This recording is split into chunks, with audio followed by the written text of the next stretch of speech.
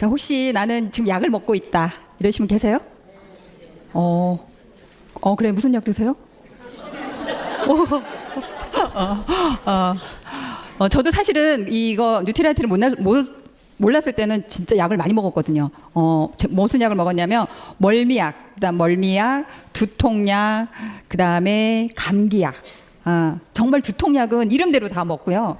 멀미약 같은 경우는 제가 이제 고향이 강원도거든요. 근데 대관령을 이렇게 넘어가기가 너무 예전에는 대관령을 굉장히 길이 구불구불했잖아요. 그래서 저는 그 멀미가 너무 심해가지고 집에서 한 알 먹고 그 다음에 휴게소 가서 한 알 먹고 이렇게 해야지 갈 수 있어요. 근데 그때는 이게 요만한 병에들은 물약 먹었거든요. 그렇게 해서 먹어서 갔는데 그래야지 가지, 안 그러면 못 가는 거예요. 가다가 막 토하면 제일 힘든 게 이 위액이 나올 정도로 토해. 한번 보셨어요? 진짜 이게 그 옛날 분이 이렇게 창자가 끊어진다는 얘기 하거든요. 그 정도로 토해봤는데 지금은 그런 약 하나도 안 먹어요. 그래서 제가 이 약이 어떤 건지 정말 이제 제가 정말 잘 아는데, 집은 대부분 이제 약 많이 드시는 분들 계셔요. 나이 먹을수록. 근데 여기 한번 보세요. 우리나라 2022년도 사망 원인 1순위가 암이거든요. 1순위가 암이고 2위가 심장질환, 그 다음에 3위가 코로나19로 인해서 사망한 사람들이 되게 많고요. 그 다음에 폐렴, 뇌질환, 고의적 살해, 자살, 그 다음에 알츠하이머, 당뇨, 고혈압, 간질환, 이렇게 지금 현재 사망 순서가 지금 이렇게 돼요. 그래서 이제 100세 시대에 누구나 건강에 대한 관심은 많아서 조금만 아프면 약부터 찾는 습관이 있죠. 이제 아이들도 조금만 아프면 병원에 쫓아가가지고 약을 찾는 습관이 있는데, 이게 나이가 먹을수록 실제 노인 10명 중 4명 이상이 5가지 이상의 약을 복용하고 있다고 합니다.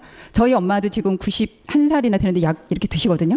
드시는데 이게 처음에는 약이 하나였어요. 약이 하나인데 나중에 또 2개로 늘어나고 3개로 늘어나고, 그래서 계속 먹으면 먹을수록 약이 더 늘어나요. 그래서 나이가 먹을수록 계속 약은 늘어나는데 어떤가요? 건강은 점점 줄어들죠.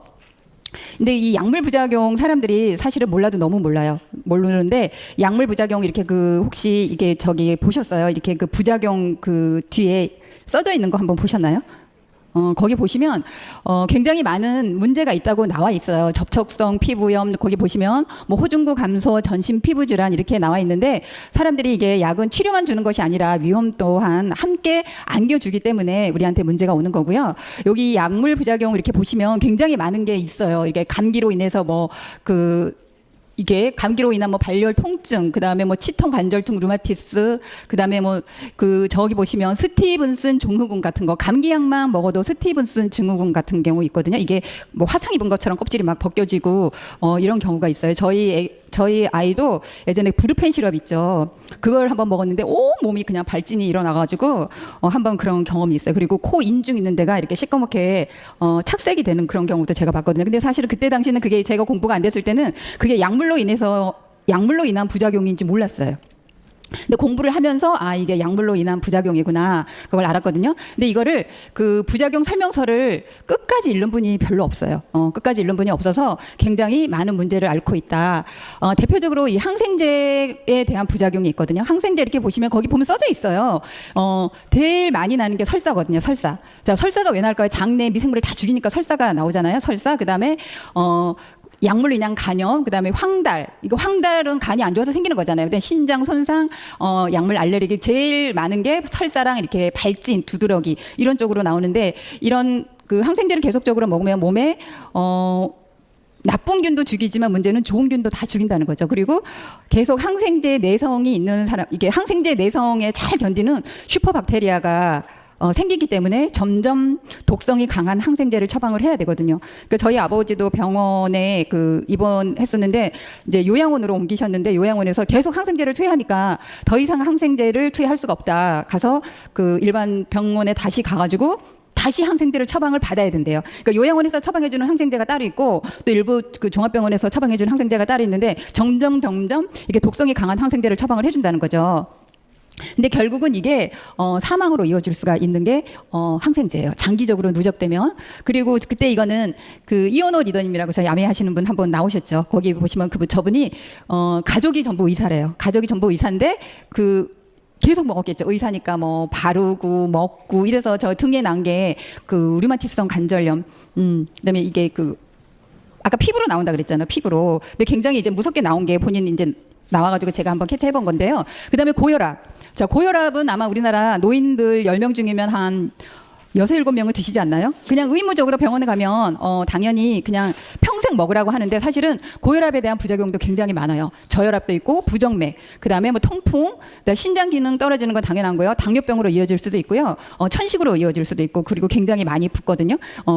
붓는 이제 그런 이제 부작용이 있어요. 그다음에 자, 고혈압과 당뇨는 같이 세트로 처방을 해주거든요. 시간이 지나면 당뇨약도 고혈압 약의 부작용이 당뇨니까 또 당뇨가 생기면 또 당뇨약을 처방해 주는데 당뇨는 사람들이 그냥 아무렇지도 않게 한데 결국은 다리를 절단하거나 신장 투석으로 사망을 하더라고요. 시간이 지나면 신장 투석으로 많이 사망을 하는데 다리 절단하시는 분들도 있어요. 괴사돼가지고. 그리고 안구 적출하는 사람들도 있거든요. 그래서 굉장히 무서운 질환이에요. 무서운 질환이기 때문에 본인이 당뇨가 있는지도 모르고 병원에 가가지고 녹내장인데 병원 이제 간 거예요. 근데 당뇨가 있는 줄도 모르고 갔더니 이제 눈이 안 보여서 갔더니 당뇨인 거죠.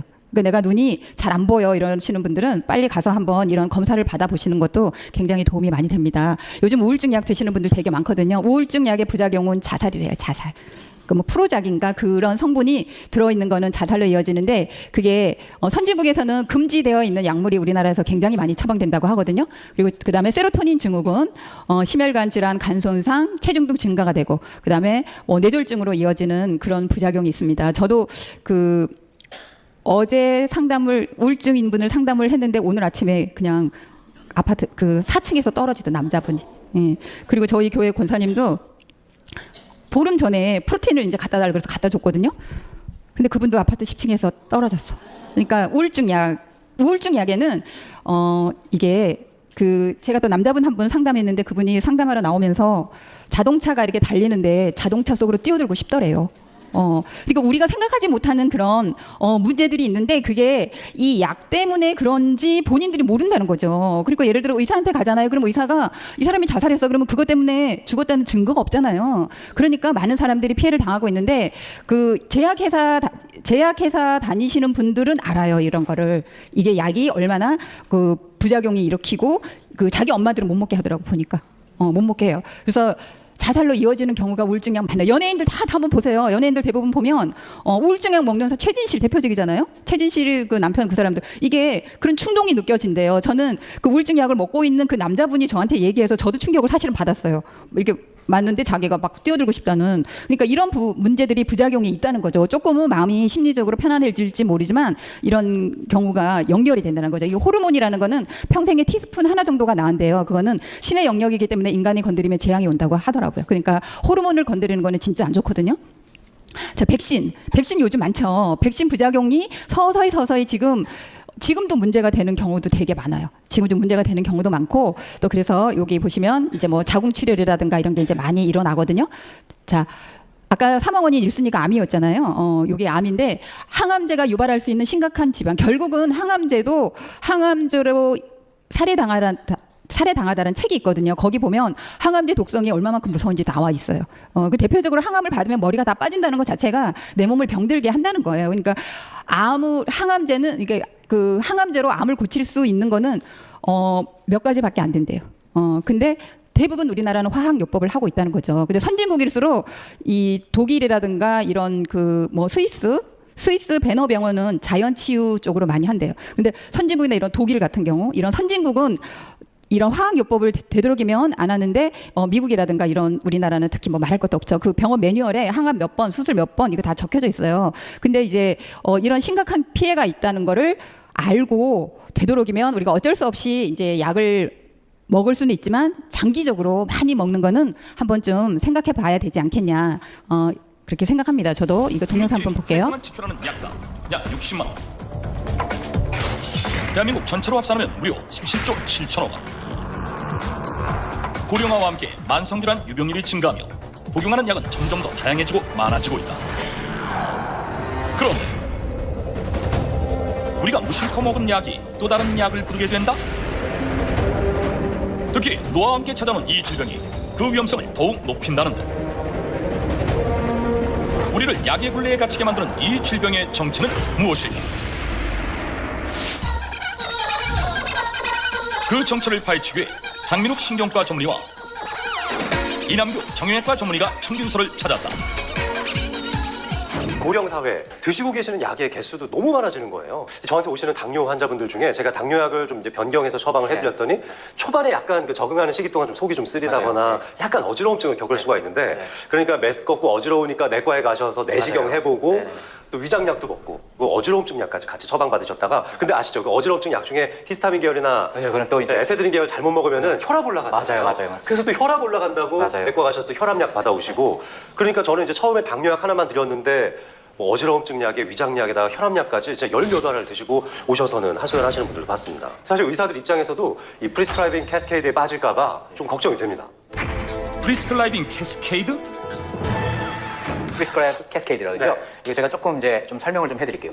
프리스크라이빙 우리 처방하다는 뜻이고요. 그렇죠. 캐스케이드 폭포란 뜻이잖아요. 처방 폭포란 얘기네요. 폭포죠. 이제 그래서 말하자면은 연쇄적인 처방 그렇게 생각을 하시면 돼요. 조금 더 쉽게 얘기하자면 약이 자꾸 약을 부르는 그런 현상을 말한다고 생각하시면 되죠. 일명 처방 캐스케이드라고도 불리는 프리스클라이빙 캐스케이드. 약이 부르는 부작용을 질병이라고 착각해 더 많은 약을 복용하게 되는 악순환을 일컫는 용어인데 실제 고령자의 경우 다수의 약물을 한꺼번에 복용하는 경우가 많아 처방 캐스케이드의 위험성이 더욱 높아지게 된다. 아니 그렇다고 해서 또 약을 안 먹으라는 말은 아니죠. 그렇죠. 꼭 먹어야 되는 약은 또 잘 지켜서 드셔야죠. 하스피탈 쇼핑, 병원 쇼핑하며 다니면서 이것저것 약 먹다 보면 사실 이게 프리스크라이브 캐스케이드에 빠지게 되는 환자들의 오류이기도 하거든요. 애초에 약을 드렸던 의사와 좀 상의를 해서 맞습니다. 그 약의 부작용이라는 걸 좀 아셨더라면 맞습니다. 그렇게 약을 많이 먹지 않아도 됐을 텐데요. 자, 그래서 이렇게 약으로 인한 부작용이 되게 많고요. 우리가 약을 먹으면 그 부작용 때문에 또 이제 새로운 질병이 생긴다는 거죠. 고혈압 약 같은 거 계속 먹으면 이 위장 장애가 일어나거든요. 아스피린 혈관을 이렇게 깎는 거래요. 그래서 그게 이제 이게 혈관 점막도 이렇게 얇아지니까 그게 어디서 그 위장에서 어디 나서 출혈이 있는지도 모르는 거예요. 근데 병원에 가면 이게 안 나오더라고요. 그래서 이제 속이 안 좋으니까 거기다 이제 소화제도 주거든요. 그러니까 새로운 질병이 자꾸 연결이 되기 때문에 이렇게 악순환의 고리에 빠진다 이렇게 생각하시면 돼요. 약은. 그래서 우리가 이런 그 태워보면 그 우리가 그 비타민조차도 합성으로 인공적으로 만든 거냐 천연이냐 이게 차이가 다르잖아요. 자, 이게 우리가 약을 많이 먹으면 몸속에서 이런 영양소가 고갈되는 거죠. 영양소가 고갈되기 때문에 뭐 진통제도 뭐 비타민 B1, C, 엽산 이런 부분들이 굉장히 많이 고갈되고 또 이런 그 혈압약 같은 경우는 코엔자임 Q10인데 또 병원에서 이 혈압약을 먹으면 몸속에 심장에 있는 코엔자임 Q10 성분이 감소되기 때문에 병원에서도 코엔자임 Q10도 같이 처방해 주는 병원도 요즘은 있어요. 그래서 우리가 자, 약은 안 먹으면 안 되고 그럼 어떻게 돼요? 병원에 가면 계속 먹으라 그러고 저는 개인적으로 이게 이제 오래 사람들을 사다 보니까 식생활이 굉장히 중요한 것 같아요. 식생활을 먼저 개선하는 게 1순위인 것 같습니다. 한번 보세요. 황 박사의 환자들에겐 혈압약 처방이 따로 없습니다. 하루 3번 식사 시간이 밥이자 약 먹는 시간입니다. 약을 끊고 고혈압을 고친다는 소식에 멀리 쏘는 환자들이 많습니다. 약을 끊어버리니까 일이 없는 거예요. 한 주먹씩 먹잖아요. 그렇게 늦었어요? 6알 먹었나? 아침에 6알, 저녁에 5알, 아침에 1알. 그러니까 두 알, 아무 일이 저녁에 없는 두 것 알. 같아. 약을 안 드셔야죠. 마음이 편하네. 이거 보따리로 갖고 다니는데. 그거예요? 가방에서 한 보따리의 약이 나옵니다. 아침 저녁으로 2번씩 12년 동안 하루도 빼놓지 않고 드시던 약이랍니다. 성분이기 때문에 거기에 대한 어떤 당연히 내가 먹어야 되는 거 생명인 줄 알고 먹었어요. 혈압이니까. 무조건 혈압이다 하면은 약부터 주잖아요. 그러니까 이제 약만 먹다가 처음에 아픈 데가 없지. 선생님 말씀에 약을 안 먹고 나선다고 하니까 지금 오는 거예요. 네, 이제 혈압 약 끊으려고 약을 계속 드신 거예요? 계속 먹었지. 하루도 안 빠지고. 먹을 때 그 내가 선생님이 그러시더라고요. 밥 한 끼는 굶어도 이 혈압약은 애면 안 된다고. 그래서 살라고 계속. 혈압약하고 당뇨약은 오래 먹었지. 얼마나 드셨어요? 당뇨약은 8년 먹고 혈압약은 한 10년 됐어요. 걱정은 안 되셨어요? 혈압약 끊으라고 하셨을 때 선생님께서? 그래도 끊으라 하면 내한테는 그게 도움이 될까 싶어서 끊으라 하시지 뭐 나쁜 거 좋으라고는 끊으라 하는 건 아니겠네. 막 끊어보면. 닷새 전에 입원하신 김태화 할머니. 미국 아들네 놀러 갔다가 황 박사 방송을 본 아들 얘기를 듣고 그날로 대구로 다시 날아오셨답니다. 고혈압 약은 평생 먹어야 된다. 약을 한번 먹게 되면 절대 끊으면 안 된다. 약을 끊으면 큰 문제가 생긴다 하는 것을 귀가 따갑게 들어오죠. 그래서 혈압약 끊는 것을 굉장히 두렵게 그렇게 생각을 하는데요. 그걸 우리가 뒤집어 생각해 보면 고혈압 약은 평생 먹어야 된다는 말은 약으로는 고혈압을 평생 못 고친다 하는 말과 똑같습니다. 고혈압 당뇨도 얼마든지 원리에만 맞게 치료를 한다면은 얼마든지 그 병으로부터 이제 완치가 되고 벗어날 수도 있다. 예, 제일 처음에 일단은 식생활을 바꾸시고요. 그 다음에 건강을 위한 5가지 키가 있습니다. 물, 공기, 그 다음에 이제 운동. 아까 운동 시키시죠, 저분들. 운동 시키시고, 그 다음에 이제 스트레스 관리도 하시고, 그 다음에 장 점막에 장 누수나 이런 게 있는지 없는지 그것도 한번 하시고, 그 다음에 기초 영양과 이제 맞춤 영양을 집어넣어주면 되는 건데, 자, 건강의 질은 혈액의 질과 똑같이 연결돼요. 그래서 혈액이 맑아지면 대부분 제가 개선되는 걸 많이 봤고요. 자, 좋은 물 마시는 거 굉장히 중요하시죠. 그러니까 정수기나 이런 거는 나중에 한번 꼼꼼히 보시고 굉장히 건강한 물, 몸에 유익한 물로 이제 바꿔 드시면서 자, 공기도 굉장히 중요하죠. 우리가 이렇게 환경이 오염된 환경 때문에 우리가 문제가 생기는 거거든요. 그래서 공기도 좀 바꿔 주시고 그다음에 자, 마이크로바이옴. 똑같이 우리가 음식을 먹었는데 내 장에 예를 들어서 항생제라든가 이런 거 먹는 분들은 다 죽어버리잖아요. 그래서 굉장히 장의 생태계를 좋게 바꿔 주는 게 굉장히 중요하다. 그래서 본인한테 맞는 이제 장의 미생물 군으로 바꿔 주시고요. 그다음에 이제 디톡스 제가 이게 디톡스가 저희가 이제 처음에 건강 몸에 좋다고 해서 WX나 이렇게 권해주는데 본인들이 느끼는 그 좋은 거를 잘 모르는 거예요. 근데 WX 오메가3를 차라리 1년 드시는 것보다 디톡스 한 번 하는 게 훨씬 효과적이세요. 그리고 난 다음에 이제 몸에 도움이 되는 이런 WX DNA 손상을 줄이는 WX요. 그 다음에 14가지 비타민과 19가지 식물 영양소가 이게 파이토케미칼이잖아요. 항암제, 천연 항암제라고 생각하시면 돼요. WX는 모든 영양소가 들어있고 우리나라 체질에 맞춰져 있고 그 다음에 시대가 변함에 따라서 우리나라 토양도 다르니까 토양과 식생활이 다르니까 한국인들에 맞춰서 넣어야 될 건 더 넣고 뺄 건 빼고 해서 만드는 게 WX고요. 그 다음에 아세로라씨 천연 항생제라고 보시면 돼요. 아까 그 병원에서 처방된 항생제 있죠. 항생제 먹으면 발진 일어나시는 분들 있잖아요. 근데 발진 일어나시는 분들은 너무 심하게 발진 일어나시는 분들은 차라리 하루 그냥 금식하세요. 먹지 마세요. 아무것도. 먹지 마시고 레몬수에다가 이거 계속 먹으면 웬만한 거는 다 가라앉거든요. 그러니까 막 발진이 심하게 올라오면 막 밥도 드시지 말고 일체 암에 있고 뭐 유산균이나 이런 거 일체 드시지 말고 레몬수하고 이것만 먹어도 막 발진 올라온 거 하루 안 되면 이틀 안 되면 3일이면 웬만큼 다 해독이 돼요. 그래서 천연 항생제니까 우리가 냉장고 항상 저희 소비자들은 다 이게 있어요. 그거 그냥 상비 약처럼 있는 거니까 꼭 드시고. 열이 고열로 올라갔을 때 아세로라시 굉장히 좋거든요. 그 다음에 여기 나오는 제품들은 그 약물 해독하는 제품 이스트비. 이스트비도 우리 WD톡스에 이게 들어가는 게 약물 해독하면서 간을 활성화시키기 때문에 여기가 집어넣은 거예요. 그래서 이스트비나 비타민 B 플러스는 약물 해독하는데 굉장히 탁월한 효과가 있고요. 그 다음에 요거는 칼맥디. 우리나라 사람들 10명면 10명 다 이 칼슘하고 마그네슘이 부족해요. 그러니까 위산이 부족해서 이게 위 속에 들어가면 금방 이게 얘가 흡수되는 게 아니라 위산에 이게 이온화가 돼서 장 속으로 들어가는 거기 때문에 먹어도 예를 들어서 그 기초 WX에 포함되어 있는 거 가지고 사실 부족하거든요. 그러니까 칼맥디 몸이 산성화되어 있는 분들이 많으니까 얘도 보충해서 드셔주시면 굉장히 좋고 이게 천연 신경 안정제이기도 하지만 우리가 비소라든가 납이나 카드뮴 같은 중금속을 갖다가 물로 바꿔서 바깥으로 배출시켜주는 역할을 합니다. 그리고 바다에 그 중금속이 많이 일본에서 들어가잖아요. 방사능 물질 같은 게 얘가 그런 거를 갖다가 해독하는 역할을 한대요. 이 칼슘 마그네슘이 항암제의 대표적인 게 파셀레늄이거든요.